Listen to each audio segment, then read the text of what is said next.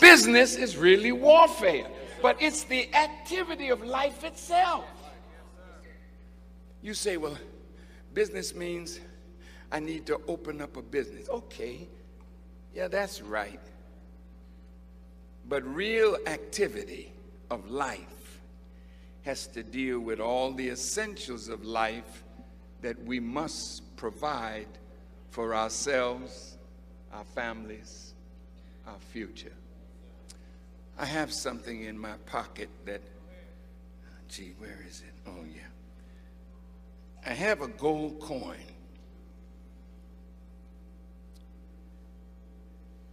In 1961, I was sitting with Elijah Muhammad, and he took out of his pocket a gold coin. This is 1 ounce of gold, pure gold, okay? Mr. Muhammad put it on the table. He said, one day soon, this gold coin will be the new medium of exchange. White people are moving into the inner city. Some of them knocking on doors. They come with money and they ask you for your gold. Because what they're giving you, I think I got some of that in my pocket. Yeah, I think I do.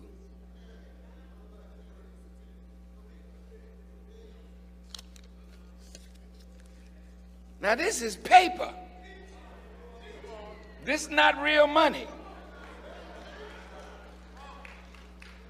This is real money. Silver is real money. Now you young people, some of the elders in the audience, like myself, this used to be called a silver certificate. How many old people in here know when this was a silver certificate? And you know what it said on the bottom?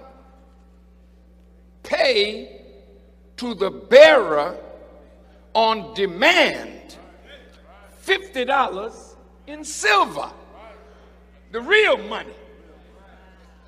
This is what you call monopoly money. Oh, you didn't hear me. We're going to do some business tonight. Because business is really warfare. What's about to happen? This week it came out in the news that in 2016, all the major banks are in trouble. It started with J.P. Morgan Chase, Bank of America, Wells Fargo. What makes a bank in trouble? When the value of the paper that they have begins to lose its value, then the bank is in serious trouble. And so are we who have our money in the bank. Now, white people that are in your neighborhood, they're in the pawn shop now, and they're telling you in the window, bring the gold, we got cash for you. They know you don't know that this is losing its value every day. But gold will increase in value. Now this one here, I bought it today, or sent a brother to get it today, because I wanted to use it to explain something.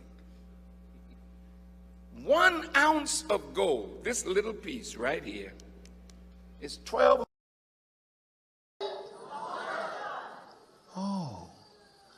What happened to George Bush's stimulus package of nearly $800 billion? You don't even know where that went. Nobody's saying nothing. Nobody asking. But all of a sudden, our brother is the guilty party for putting America in debt. See, if you don't study, you cannot defend him. If you don't study, you can't help him. America went into debt starting in 1913. She was only $1 billion in debt in 1913, and in less than 100 years, she's $56 trillion in debt. How did that happen? Did Brother Barack do that? In 1913, some bankers, Jewish and Gentile, met on Jekyll Island off the coast of Georgia, and they developed what would later become the Federal Reserve Act, which was passed in Congress December the 26th, 1913. And after that, a group of bankers began to control the monetary service of this nation. Oh, they're right around the corner, and where they print the money, and right next door is the Holocaust Museum. Some of you silly ones wonder why. You say, Farrakhan, why are you doing this? You're making it hard for all of us. No. If you don't know Satan, you can't get free from him. Did I say something? See, the book of Thessalonians puts it nice. That day shall not come except there be a falling away first, and the man of sin be revealed. Not the spirit of sin. The man of sin. Sin is transgression of the law. And these, they're not really Jews. No. They've hijacked Judaism. Those that I'm talking about. This is the synagogue of Satan that you will read about in Revelation 2:9 and 3:9. Go ahead and study.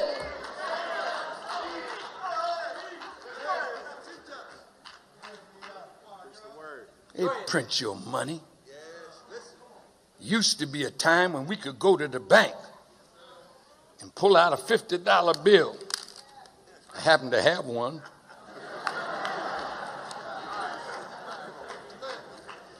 Mr. Grant's face is on it. But it says Federal Reserve Note. But when I was a young boy, it used to be called a silver certificate. That you could take it to the bank, this is paper, and get in return real money. Silver. Take it to the bank now. See, you're being tricked every day. Bring your dollars or your old gold, and we will give you paper. Soon you'll be wiping your backside with paper because real money don't exist. America is broke.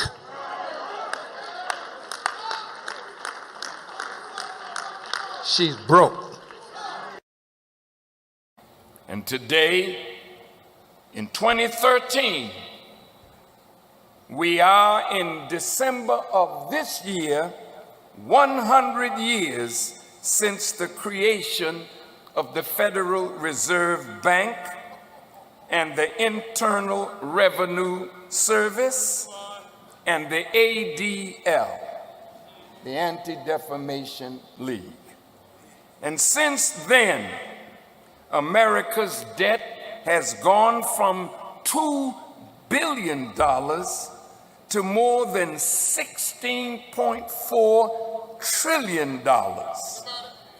Now, they set these institutions up to work in unity. The Federal Reserve, the IRS, and the ADL. One was to create debt. The other was to enforce a tax policy to take from the American citizens enough to pay that debt. And the watchdog of the whole thing was to see who would recognize who did this. And that's when the Anti-Defamation League would raise the cry of anti-Semitism. And now, America is seeing herself in ruin because of it. Though they're telling you the inflation rate is a low 1.7%, Federal Reserve Chairman Ben Bernanke is now running the printing presses 24 hours a day, 7 days a week to prop up a falling economy with money that is backed by nothing.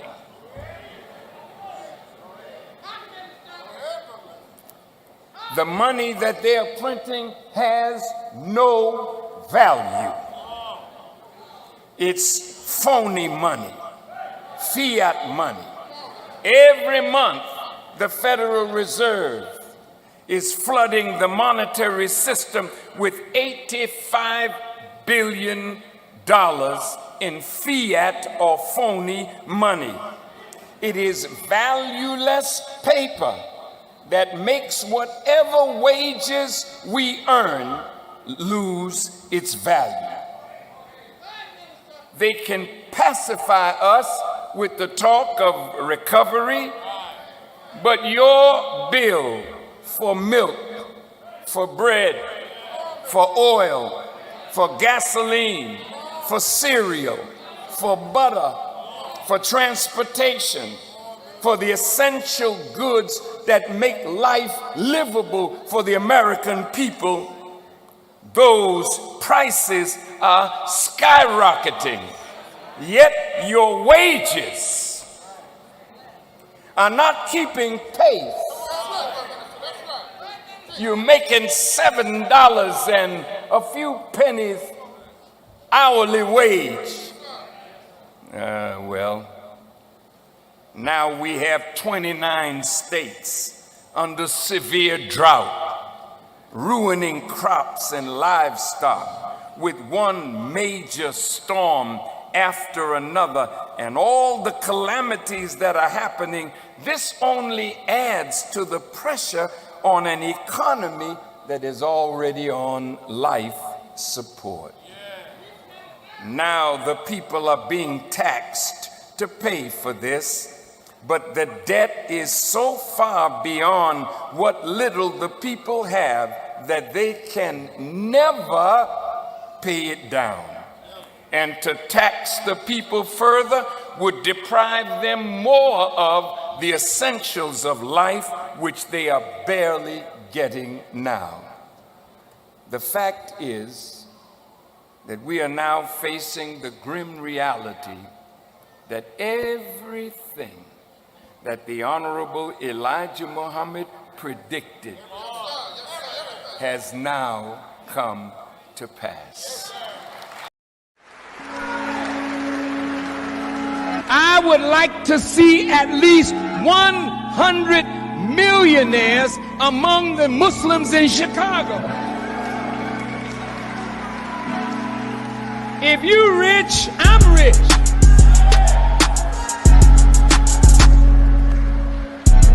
And I can always come and tell you about the needs of a nation.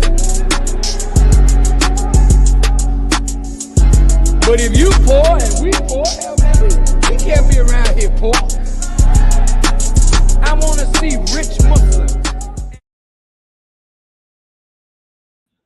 All right, greetings, everyone. How's everyone doing? Assalamu alaikum. This is your brother, Mahdi, Supreme Mac, CEO and founder of Forward Money Network, and today we have another episode of Business is Warfare. Now, this is the broadcast where we teach the science of money, banking, networking, leverage, just traditional business. We teach the science of all of these things of money, right? We teach this science in a mathematical way to help us further get an understanding. But we always pull highlights and excerpts from my spiritual father. I wouldn't have none of this science or know none of the stuff that I know if it wasn't for the Honorable Minister Louis Farrakhan, who has been breaking this down for years, and he has brought us many, many books. But the most important book that I believe he brought us on the financial tip is this book right here, put together by our research department, The Secret Relationship Between Blacks and Jews, Volume 2, How Jews Gain Control of the Black American Economy, right? I think that book is the most important book that he brought us about finance, economic, banking, and all of that, because what's in that book contains how the Zionist Jew took over the monetary system, not just of America, starting with our community first and then America, and then ultimately took over the world. Now, we're going to do something a little different here, but I like to thank everybody for tuning in. I like to thank everybody for subscribing, everybody for commenting. Make sure you stay plugged in. Make sure you tune in to everything that we're doing. All right, so let's get straight into this here. And I'm going to try not to get too excited, but it's a lot of information that we got for you tonight. And we're going to go deep into the warfare aspect, because we don't just talk about money. We don't just talk about business. To teach the science of business, you got to also teach the warfare factor of it. And we're going to show you how for you to get you and your family out of it, because we finna prove to you a point right now tonight on why the government of the United States and the international bankers are afraid of the blockchain in cryptocurrency. Regardless on what you think you might know, regardless on what you think you might heard, we got some facts to show to you tonight, and you take it and do whatever you want to do with it, right? Because I want to let y'all know, saying that the international bankers control cryptocurrency and the blockchain, that's just like saying they control the minister. Yeah, listen, this is Forward Money Network tonight. This is Business is Warfare. We're going to talk straight words to you, because this warfare is deep. And what's going on and what is continue to go on, because I don't know how you okay with a job, how you okay with paying taxes and you conscious, how you okay with our children still going to the public school system. We still celebrate graduation, birthdays, college graduation. We celebrate children graduating from kindergarten.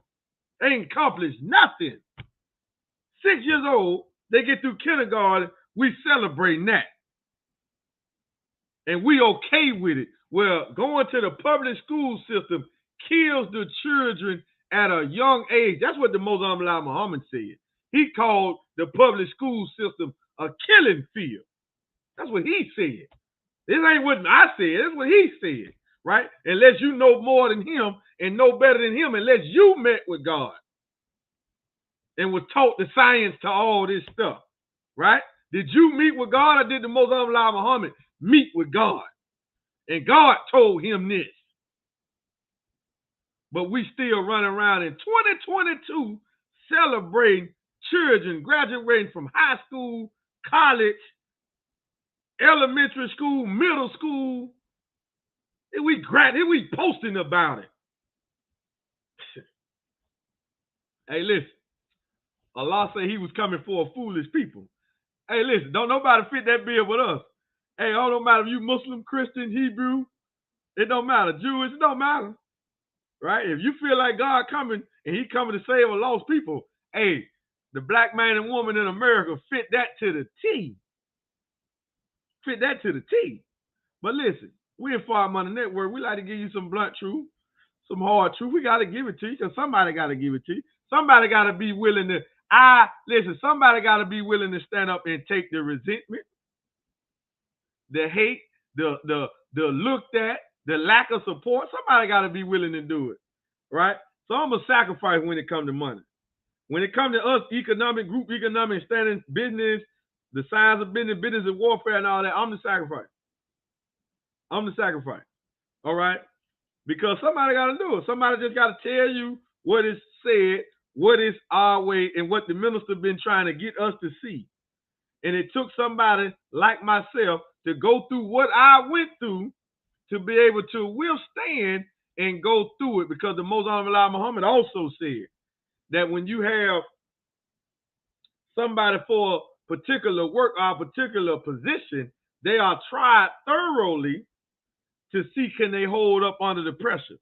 And if they don't hold up under the pressure, then you know you got to find another piece to go in there.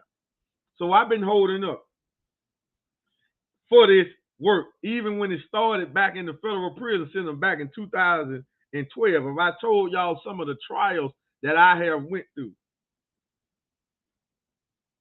from people in the nation and people outside of the nation, right? From in prison to being outside of the prison. You wouldn't even, some of y'all wouldn't even believe me. And I know for a fact some of y'all wouldn't still be here, pushing the line, towing the line.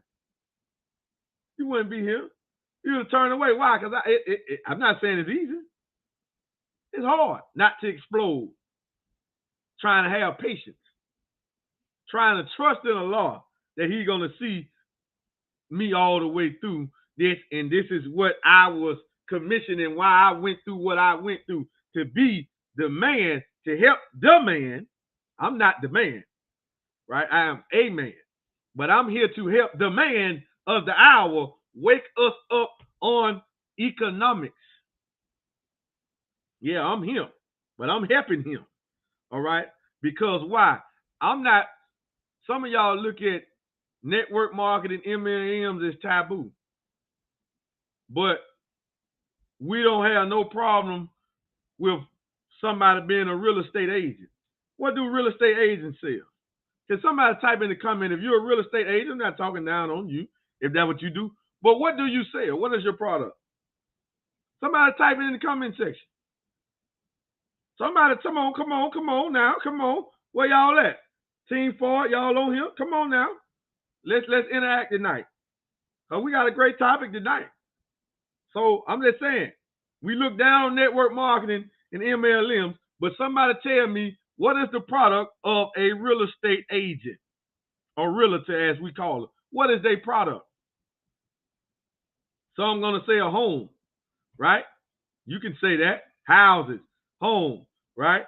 So I'm going to say that, right? Well, you can say the houses, but on real sense, it's debt. Thank you for who that was. That's you, baby? Debt. Thank you, Queen. I don't know why Facebook won't show a picture and a name, but that's my wife right there. Their product is debt. Their product is debt. Okay?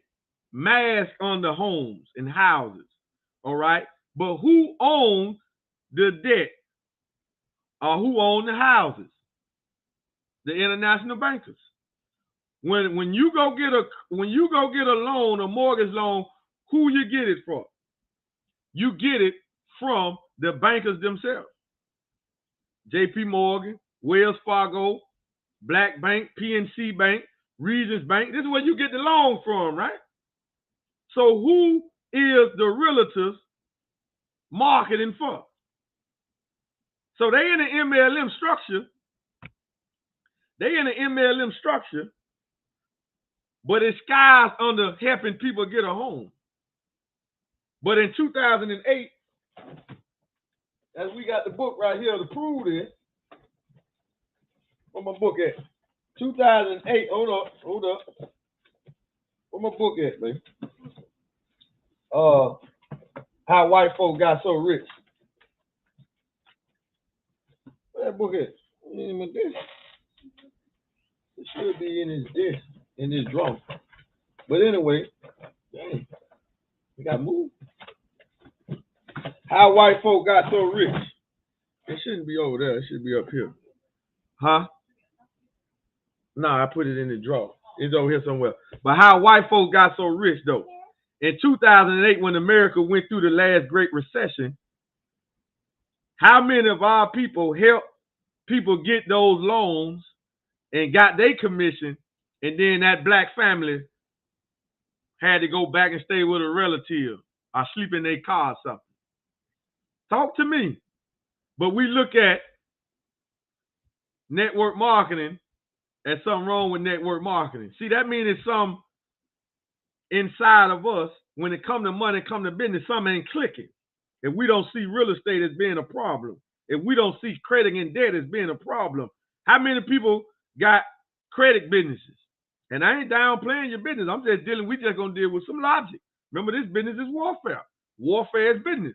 So we at war, so we gotta help bust up some stuff now. So ain't nobody got a problem with having a tax business, right? Well, who you collecting taxes for, a tax agent? Who you work for? I want to know who you work for. Who does a tax agent work for? Work for the government. Work for the international bankers, because that's where the tax is going. It ain't going to the public. Right? So if you credit, that's debt. You selling debt.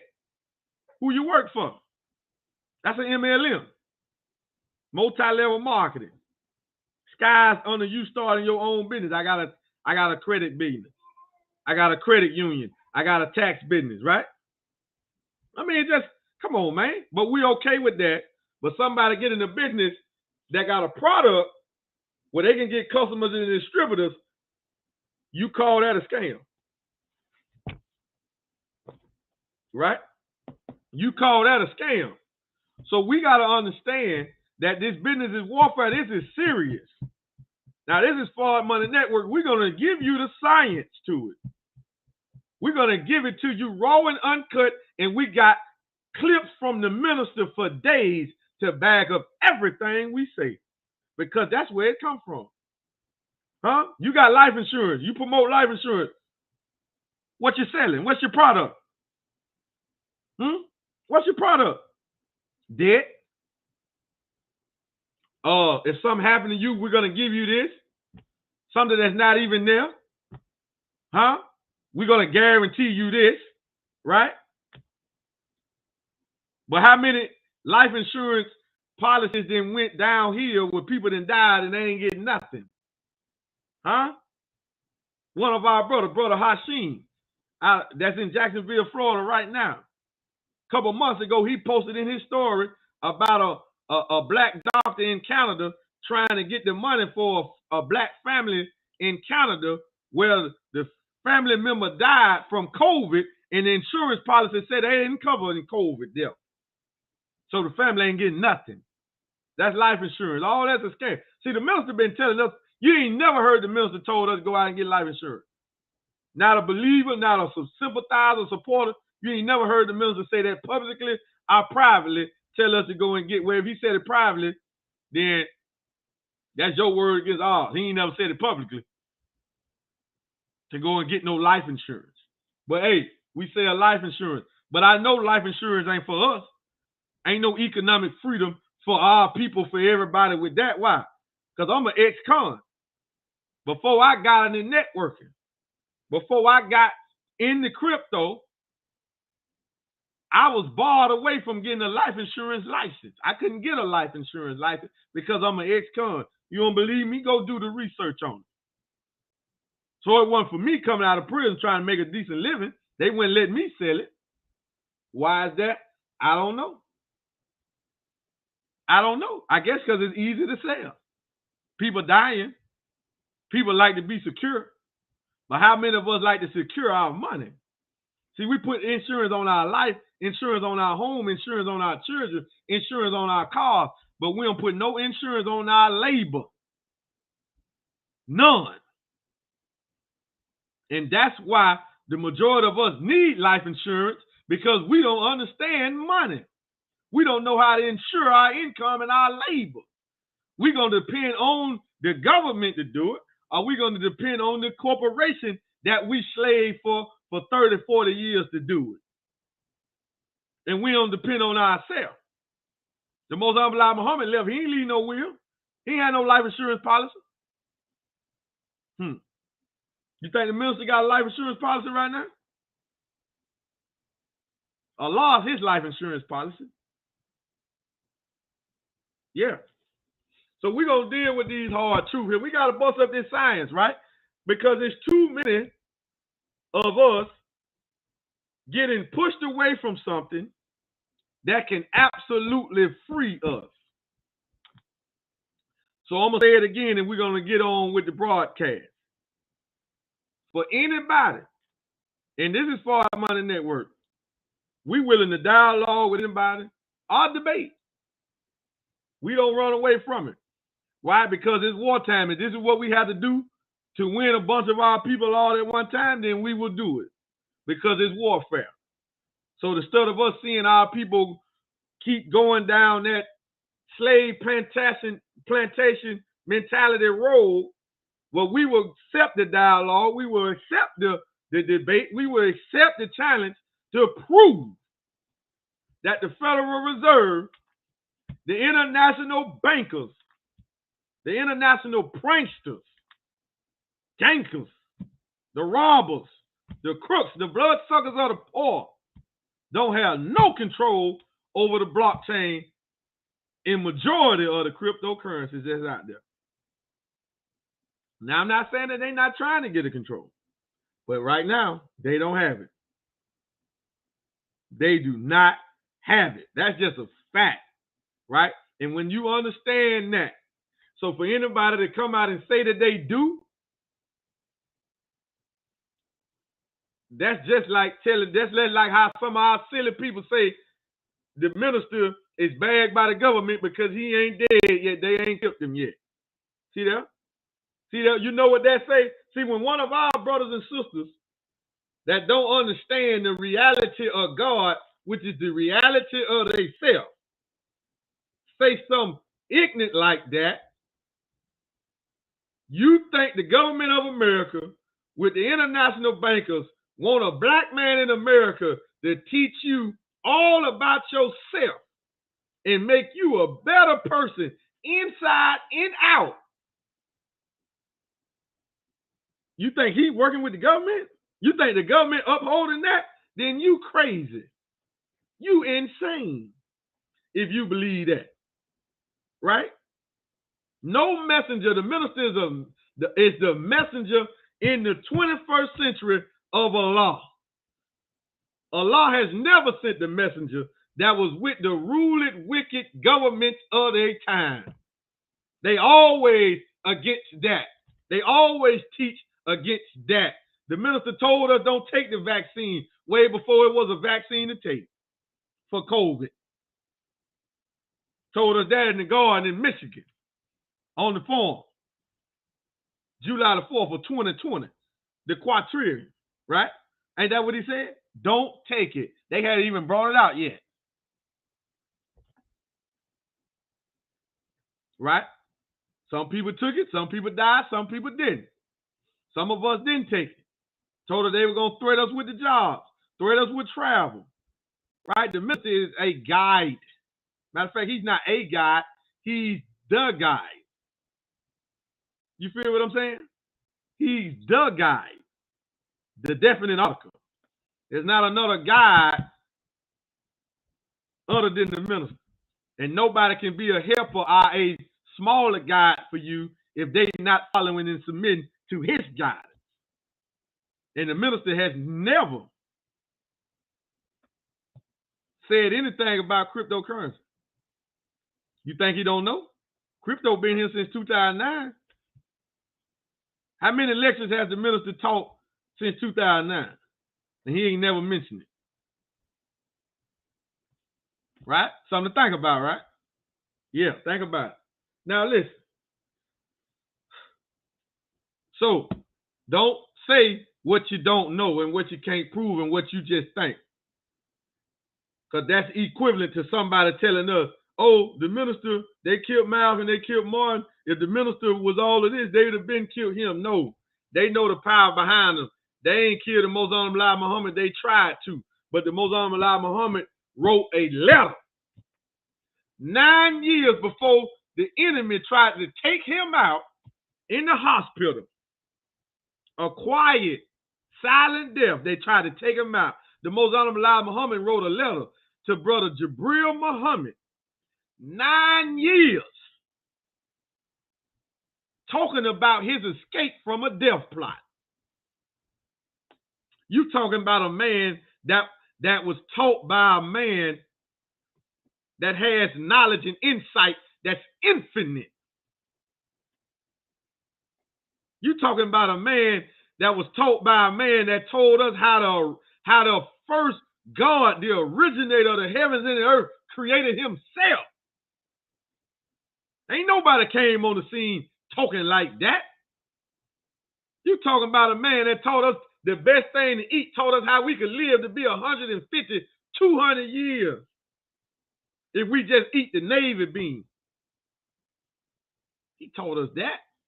He taught us the measurements of the circumference of the earth, the diameter of the earth, the diameter of the sun, the distance from the sun. He taught us all of this stuff. He told us about God's self-creation. So, if the Most Honorable Muhammad told us and stood up in America with a 4th grade education and did all of this and built the nation, the Malcolm X that you love, that we love, who taught him? Huh? Malcolm ain't know nothing about no X's, giving out no holy names. He know nothing about no Islam. Where you get that knowledge from? He got it from the Most Honorable Muhammad. Some of y'all don't even know the name, the Honorable Elijah Muhammad. Malcolm started calling the Most Honorable Elijah Muhammad honorable before anybody else was calling that. Y'all didn't know that either, did? Yeah. So you let some riffraff that go on between a student and his teacher, a teacher and his student. So you want to edify the branch, but don't want to talk about the tree. That's hypocrisy. Huh? How the hell you gonna honor Bruce Lee for being such a honor? How you gonna honor Bruce Lee for being such a martial art master, and you don't never talk about who taught Bruce Lee? Did he teach himself? He might have did, but we know for sure Malcolm X didn't teach himself. He came to the Most Honorable Muhammad as Malcolm Little. And the Most Honorable Muhammad put the knowledge of self in him, and he became Malcolm X, a God. He just aborted the process to fully grow into the God of self. But listen, that's for another topic. But we just don't want you to overlook what we trying to tell you. All right? We ain't trying to teach to you no religious dogma, beliefs, and practices. The teachings of the Most Honorable Muhammad, only through the Honorable Minister Louis Farrakhan, is pure science. That's why none of our scholars, none of our strong ministers can lose in any debate about any subject. Right? They might lose the subject about money, but I'm here now. So we won't lose that. So let's get into this, family. Let's go.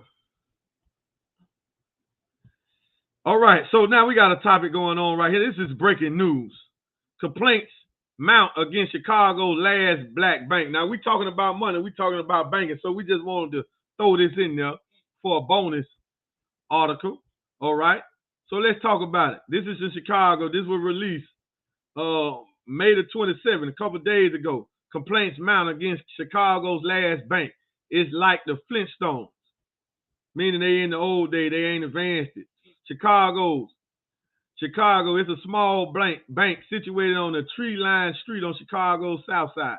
GN Bank stands alone in Illinois as the last black-owned bank in the state. Wow. It stands out for other reasons too. Customers are complaining about problems they're having with the bank.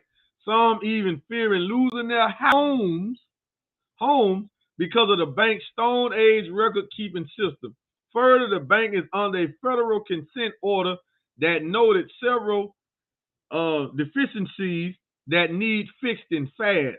How GNC Bank came to be. GNC Bank used to be called Illinois Service Federal Savings and Loan, ISF. It opened in 1934, offering mortgages, home ownership assistance, and access to banking for Chicago's undeserved black neighborhoods. But when the 2008 recession hit, remember we just were talking about that, right? Many banks, including ISF, began to struggle. By April 16, 2015, ISF was under a federal consent order issued by the Office of the Controller of the Currency. One of the agency's task was regulating banks and financial institutions. Those regulations right there. So we're not going to go into all of that, but you can go Google that. The order recommended the bank to come up with a plan to get out of financial trouble and to hire competent management. A year later, ISF thought it had found its savior in Dr. Popper, right? Thought they had found their savior, but they didn't. So family, go and read that, but this is significant. The last black bank in Illinois is almost closed, all right? So now we want to get into the warfare. That was just a bonus article right there. You can go to Google, type that in so you can get the whole article. That was just a bonus article because it's breaking news, all right? And it's talking about how they need to update. They need the blockchain. So somebody, if you got contact with them, try to get us in contact with them because we can offer them a blockchain services and they can start using their services over the blockchain and it might can save that bank, all right? The blockchain can do that.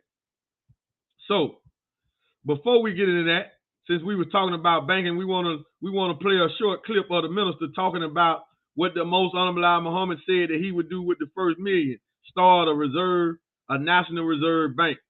All right, and then we're going to get into our main topic right after this clip, if I can find it.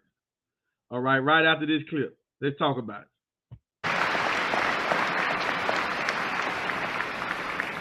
We have got to develop an economic program to save our people.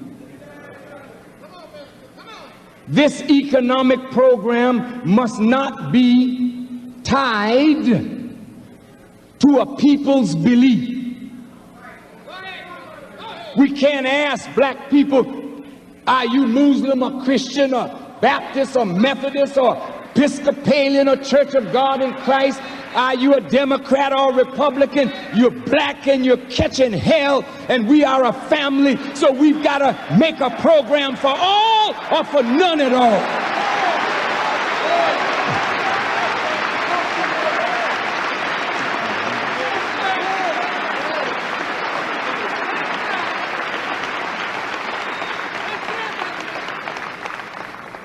Now, you know, President Johnson promised us he would make a war on poverty and then sent money to fight the war in Vietnam. And here we are today, poor, ragged, hungry, naked, out of doors, and we are becoming more and more savage every day in our evil mistreatment of one another. It's hard today to say to black people that white people are evil when it's your black brother coming in your door, taking your TV, robbing you, raping you, shooting you down. It's no longer white people doing this. It is us doing it to one another. And we have become so cold and callous that our own lives mean nothing to us. If we can't depend on America and the government, then what program is available that we can get busy and do something for self? I'm saying to the Muslims, if we set up a restaurant, that is not going to help black people. You set up a little bakery on the south side, I mean, that's nice. You give a few jobs, you know, that's nice.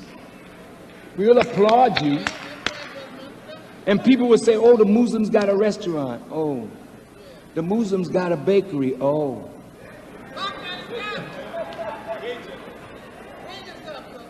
The Muslims got a little factory over there, employs 100 people. Oh. The Christians got a little store over here. Oh. But look at the suffering of our people. It's broader than a little mom and pop operation. It's bigger than what individual churches can do or mosques can do. The problem is so large. We'll never solve it with millions of dollars. It takes billions of dollars to solve this problem. All right, so that's the minister back in 1991. In that lecture, you want to get that lecture, that full lecture there. Then you go to YouTube, type in Farrakhan and type in the black man must do for self or suffer the consequences. And you can hear that whole lecture when he broke down what we have to do and what we have to get busy on. He said what program is available that we can get busy on. We ain't got time to be looking at it and being able to be blocked out of nothing. If everybody can't get in it, then that ain't what we need. That ain't what's for the people. We trying to get the financial freedom so we can get the financial independence. That's what we trying to do. We don't want nobody blocking us from what we trying to do, stopping us because of our race, because of our gender, because of our religion. What type of foolishness is that? But this is what this banking system has set up. Even with that debt system they got, some of your status won't allow you to get a home, to get a loan for a home. That won't allow you to get a business loan. Yeah. But our children can go in there and get a school loan. See, we can't even see the trick. So what program do we have that we can get busy with? See, we got a program. Project Exodus 10,000. We decentralized blockchain banking. And it's for all. Everybody can get involved in this right now today and not just protect themselves from what's happening to the American economy, but thrive at the same time. Let's get to this article here. So, this is a follow-up from our show this morning, Crypto Mornings, that we do every morning at 10 a.m. Eastern Standard Time. Make sure you tune in the mornings to get your daily juice about what's going on in the crypto market and other topics as well. Now, this is a subtopic with that. 100,000 Cubans are using Bitcoin in response to United States sanctions. Now, that's the topic. That's the headline of the article that was put in there by Bitcoin Magazine. Wasn't put in there by me. Wasn't put in there by us. But look what it say. It wasn't even put in there by the Cubans. They are using Bitcoin in response to United States sanctions. Right? Now, I want to thank my brother Jihad Muhammad once again, New Millennium Banker, for giving us this article right here. Thank you, brother Jihad. All right. 100,000 Cubans are using Bitcoin in response to United States sanctions. A report from NBC News states over 100,000 Cubans are using Bitcoin and other cryptocurrencies to escape harsh conditions created by international sanctions, international bankers. A report from NBC states that the adoption of cryptocurrency was driven largely by mobile internet asset, which was only provided to Cubans 3 years ago. Damn. The need for sovereign monetary technologies spars from sanctions placed against Cuba, preventing the use of international standards of money. Listen at this now. This is your government. Cuba is embracing Bitcoin and other cryptocurrencies in response to burdensome United States sanctions, according to a report from NBC News. There are reportedly 100,000 Cubans currently using cryptocurrencies, which is largely thanks to the introduction of mobile internet access that was only provided 3 years ago. One particular cafe owner named Nelson Rodriguez was interviewed by NBC due to his acceptance of Bitcoin and other cryptocurrencies. In explaining what made Rodriguez decide to accept a new form of payment, he stated, "I like crypto because I believe in the philosophy." The philosophy Rodriguez is likely referring to is the idea that money should be sovereign. Woo! Meaning that it should belong to those who have earned it, and also that money should not be intentionally devalued over time. These particular ideas have clashed with both the local government of Cuba and international sanctions often placed by countries such as the United States on Cuba. PayPal, Revolt, Zelle, and many other forms of internationally accepted forms of credit or debit cannot be used by Cubans due to sanctions banning the service. Many institutions such as J.P. Morgan and Deutsche Bank, Deutsche Bank is the biggest bank in Europe. Deutsche Bank have reportedly faced multi-million-dollar fines for providing services to Cubans. On April the 27th, Reuters reported that Cuba was approving cryptocurrency service providers pending the receipt of a license from the central bank. A teacher at Columbus University, Cali, and former Cuban central bank economist reportedly stated, "If the central bank is creating a cryptocurrency-friendly legal framework, it is because they have already decided that it can bring benefits to the country."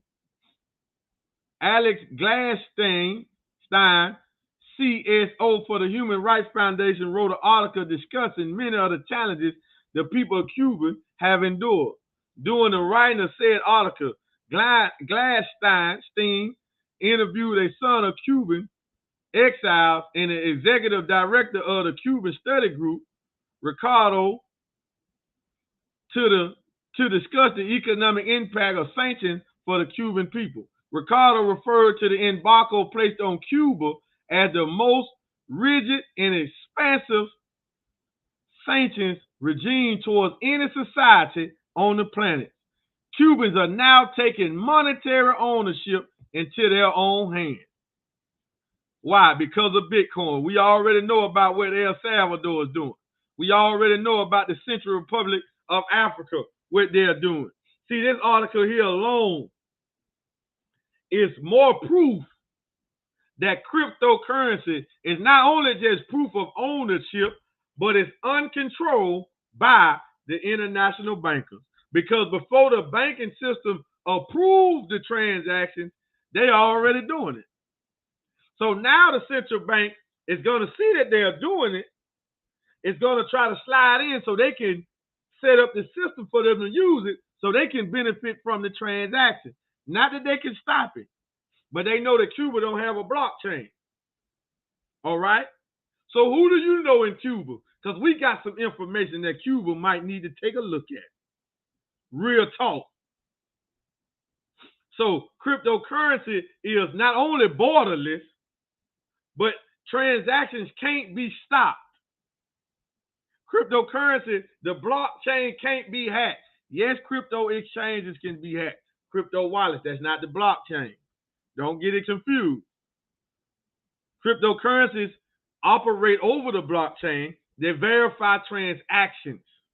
They verify payments. However, other blockchains are coming out and they are proof of stake blockchains, and we are creating other things on top of it, like smart contracts. We got metaverse, gaming platform, which is also called. And we're doing a whole lot of other infrastructure on the blockchain, because whatever we can do in the physical world, we can verify the transaction on the blockchain. tokenized real estate. If you put a home on the blockchain as a smart contract or NFT, a non-fungible token, nobody, it will never be an argument about who owns it. You ever seen a family die and they got multiple people on the wheel and they only got one house? And then when the children get old, they get to beefing about the house because you got one sibling want to sell the house and one other one want to keep it. Now they got to go through court to try to piece everything out. Now with the blockchain, because if I got it, then I'm in control of it because it's decentralized. If I got it as a smart contract over the blockchain or NFT, a non-fungible token, I can do whatever I want to do with it. If it's in my possession, meaning do I got the code to it? So I can move it and send it to wherever I want to send it. This is significant that you get an understanding about this because this is proof. The article itself, the title of the article, look what it says.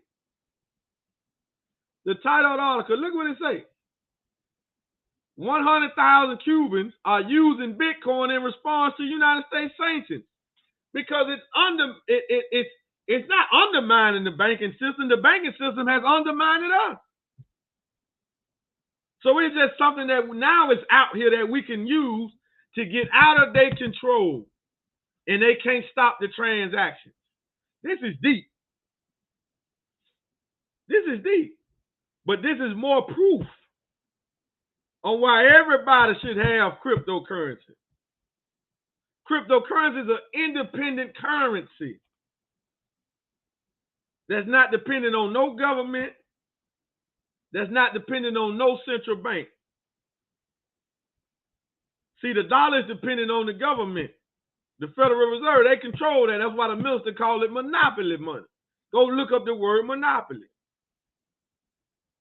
They can stop those transactions when they want to. They can take up the interest rate. They can take down the interest rate. They can limit how much you can send over here and all of this here in the third. They won't even let Cuba use PayPal. Huh? But Cuba got to go free. Cuba got to go free. And why they mad at Cuba? Because under Fidel Castro, may Allah be pleased with our brother, he fought the West and then let the West run havoc on the Cuban people. Now, did it hurt the people of Cuba? It might have did. But at least he kept Cubans sovereign. He kept that territory and that land sovereign because he didn't sell out. That's why they always had the embargo. They had the embargo on Cuba for over 50 years. Over 50 years. See, this is your government, but the time has come where America and these international bankers are no longer to exercise complete power on the planet. That time is now. So we ain't running away from crypto. We happy crypto on the scene because Allah brought it. Why? Because he's sitting it down. He's destroying their power. This is proof he's destroying their power. The man, Master Fard Muhammad, he come on the scene to set down every tyrant. He come on the scene to set down every tyrant. He ain't come over here just to bring us Islam, which is our nature. He ain't come over here to bring us Islam, which is our nature. But this man right here, he come over here to set down every tyrant and to set up a world of freedom, justice, and equality through this man. The first begotten of the dead, the most honorable Elijah Muhammad. The most honorable Elijah Muhammad is alive, well, and in power. So it's some new stuff you're going to see coming on the scene today. But you better have an open mind so you won't be left behind. With that being said, family, thank y'all. We out of here.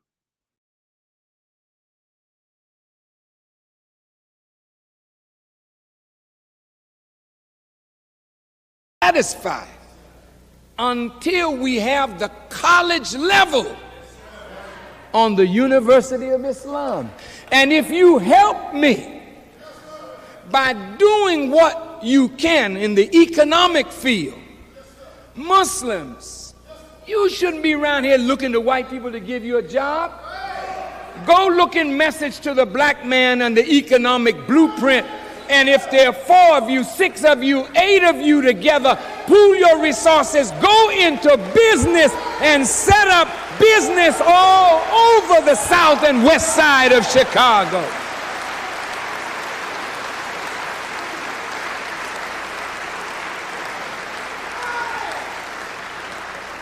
I would like to see at least 100 millionaires among the Muslims in Chicago. If you're rich, I'm rich.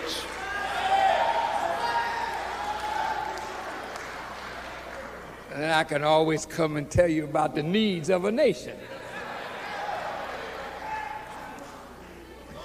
But if you poor and we poor, hell man, we can't be around here poor. I want to see rich Muslims. And if you obey Allah, there's no reason why you can't make a business successful. You just have to get up and stop being lazy and trifling and go do something for yourself.